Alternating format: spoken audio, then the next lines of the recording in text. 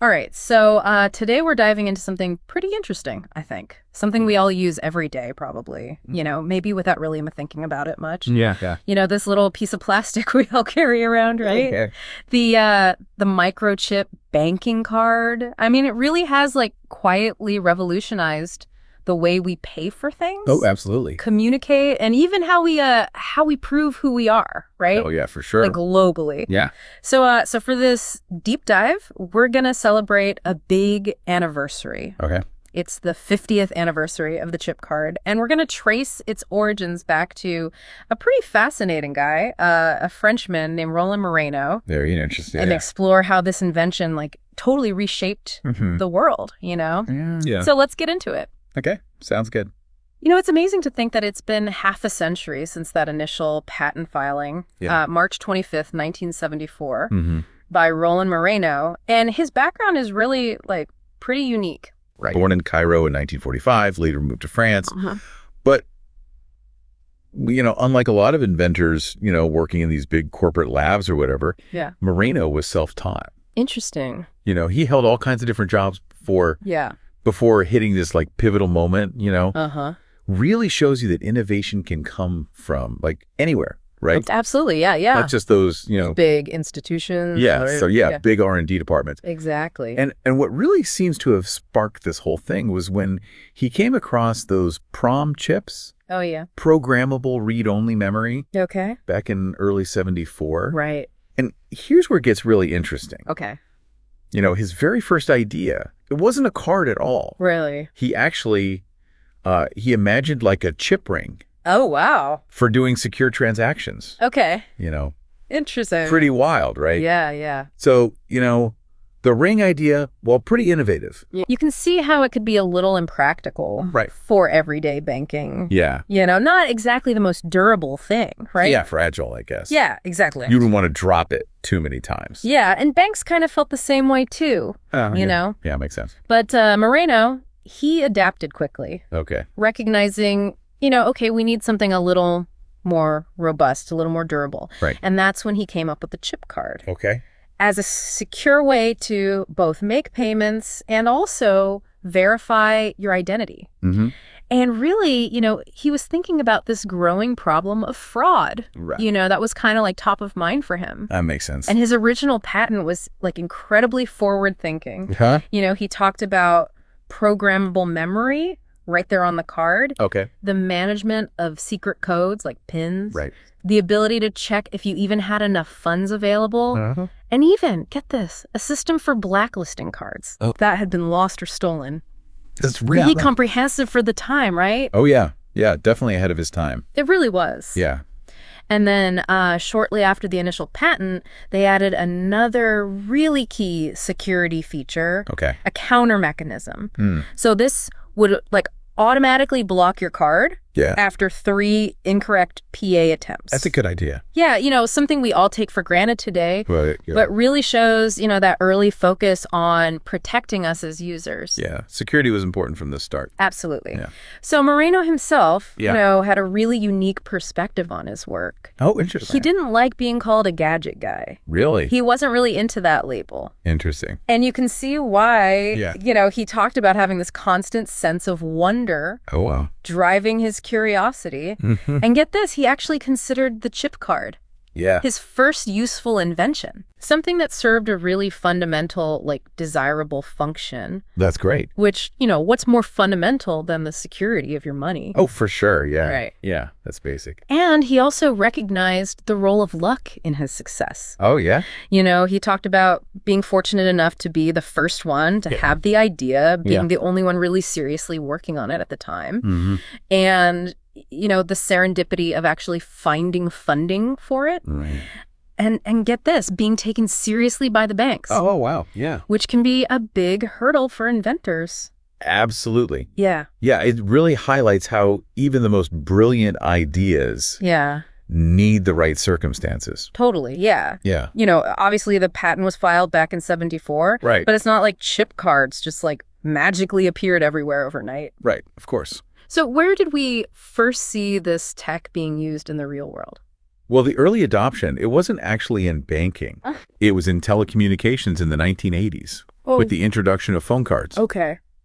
Maybe less common now with mobile phones, but yeah, that was a significant early use. Yeah. Leveraging that security and ability to store value. Makes sense. Yeah. And then France really took the lead, right, in banking with this tech. Yeah, they were pioneers. They really were. Widely adopted chip-based bank cards by 1993. Wow. A big move to improve security compared to those magnetic stripe cards. Yeah, yeah. You know, and it really paid off for them. Yeah. Significantly reduced fraud. Mm-hmm. And they kind of set the standard for the rest of the world. Yeah. Yeah. They really did. They really did. So what about the rest of the world? Well, international adoption, it was more gradual. Okay. Around 1997, we started seeing it take hold in various countries. Okay. But some places, like the United States, were slower to make the switch. Yeah. For various reasons. You know, right. Economic and infrastructure stuff. And of course, you know, the technology in these cards has like really evolved. Oh, absolutely. Yeah. A lot since those early, you know, memory cards. Yeah. So what are some of the like key advancements that we've seen? So the earliest ones were just memory cards, basically for storing and processing information. Right. But a huge step was adding cryptographic coprocessors. Okay. Like a tiny vault inside the chip. Wow.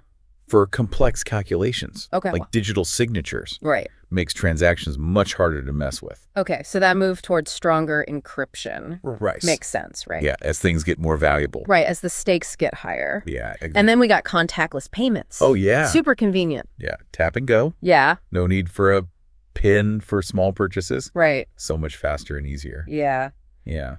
And just recently, we've even seen biometric integration using fingerprints instead of pins. Yeah, that's even more secure. Yeah. Potentially even faster, too. Yeah. So that progression towards greater security and like ease of use makes total sense, right? Yeah, for sure. What other kind of enhancements have they added? Okay, so we also have hybrid and dual interface cards, combining both contact and contactless on a single card. Okay. So you can use it anywhere. That's pretty smart. Yeah, it's flexible. Yeah. And the memory itself has evolved using things like EEPROM and RAM for storing sensitive data securely. Right. So it's not just about like basic storage anymore. No, it's much more sophisticated. Wow. And then there's specialized operating systems.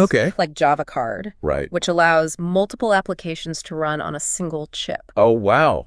Securely. So it's like a whole computer. Almost, yeah. Right there in your pocket? Yeah. Wow, that's amazing. Yeah, it's pretty amazing. And it's gone way beyond banking now, right? Oh, absolutely. Where else are we seeing this tech being used? So a big one is SIM cards for mobile phones. Oh, yeah. Which emerged in the 90s. Right. Essential for connecting our devices. Right. You can't have a cell phone without it. And we see chip cards in biometric passports for enhanced security at borders and stuff. Yeah. Secure access badges for buildings. And even like the physical design of the cards is changing. Oh, yeah. Some cards are ditching the magnetic stripe entirely. Right. And printing the account numbers on the back. Yeah, for added security. Wow, that's interesting. Yeah.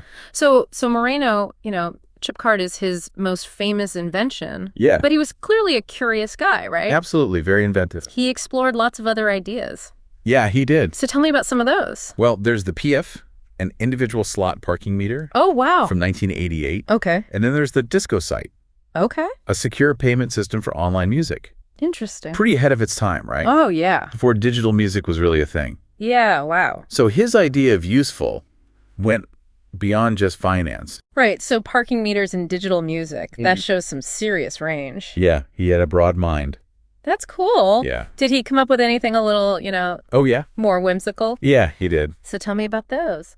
Well, there's a buggy calculator. The buggy calculator. Yeah, an 8-note instrument he called the piano got. The piano? Yeah. Okay. A coin flipping machine. Oh, wow. Called Matapov. The Matapov. Okay, and a concept called the Generis. Okay. For charitable donations through everyday purchases. So he really did have a wide range. Oh, absolutely. Yeah. Yeah. So looking ahead, what do you think are the next steps for the chip card and, you know, all these related technologies? Well, I think we'll see more fully contactless and biometric cards. Yeah. As the technology improves and becomes even more secure. Right. Makes sense. And there's a growing focus on recycling and sustainability. Oh, that's good. Yeah, to lessen the environmental impact. Yeah, that's important. Yeah. So it's incredible to think about the impact of this invention, right? Oh, for sure. By the time his patent expired in 1998, yeah, Moreno had earned something like 150 million euros. Wow. And his company, Invention, filed 43 patents. Wow. Related to the chip card. That's impressive. That is impressive. Yeah. But what's really significant, I think, is that Moreno's story shows us that groundbreaking innovation doesn't always come from, those traditional paths, right? Corporate R&D departments, big universities. Yep. His journey was really individual, driven by his own curiosity. Yeah. And there's no doubt the chip card has totally reshaped the way we live, It's everywhere. Globally. Yeah. So as we wrap up this deep dive into the 50th anniversary of Roland Moreno's microchip banking card here on Le Podcast de Philippe. Great episode.